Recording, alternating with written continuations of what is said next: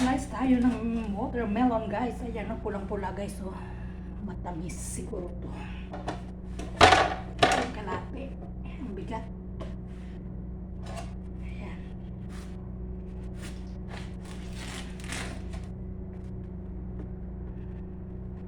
Try natin kung matamis.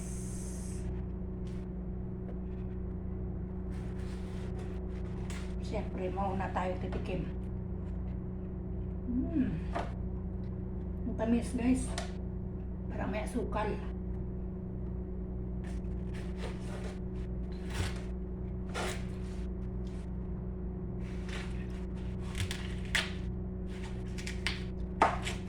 Siyempre, kung sinong mag-slice siya, yung unang titikim. Sarap.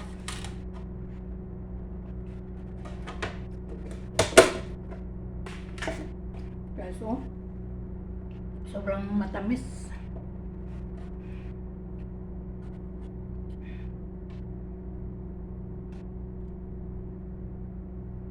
Tanggalan ko ng buto.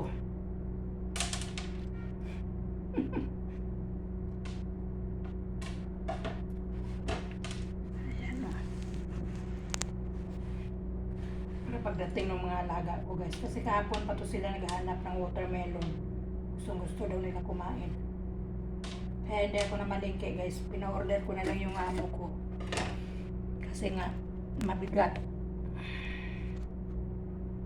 Hindi kaya ng inyong lola. Medyo malayo kasi guys yung bilihan. Ayan. Nagugas ako ng kamay.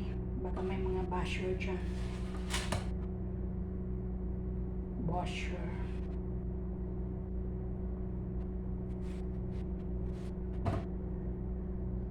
Tanggalan ko siya ng buto-buto. Para masarap yung kain ng mga alaga. Mahalin natin yung mga alaga natin guys. Kasi sila ang nagpapasahod sa atin, yung nanay nila. Grabe, sobrang tamis guys. Masarap. Minsan bumibili ako kulay puti o lang cotton. Kaya tinatapon ko na lang. Ayan. Ayan, pulang-pula guys. Oh. Ayan. Kain tayo guys. Maraming salamat sa panonood. Ipakita ko yung mukha para makita ni Mets. Makita ni Mets yung aking kagandahan. Maraming salamat sa panonood. Kain tayo pakumahan sana yun. Siyempre marte din tayo minsan kahit hindi naman tayo maganda. Tingnan nyo guys oh. Ito yung mga naipon ko dito sa Saudi.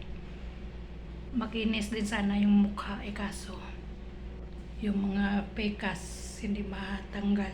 Ayan. Pero okay lang, hindi naman importante. Importante makapagtapos yung mga anak.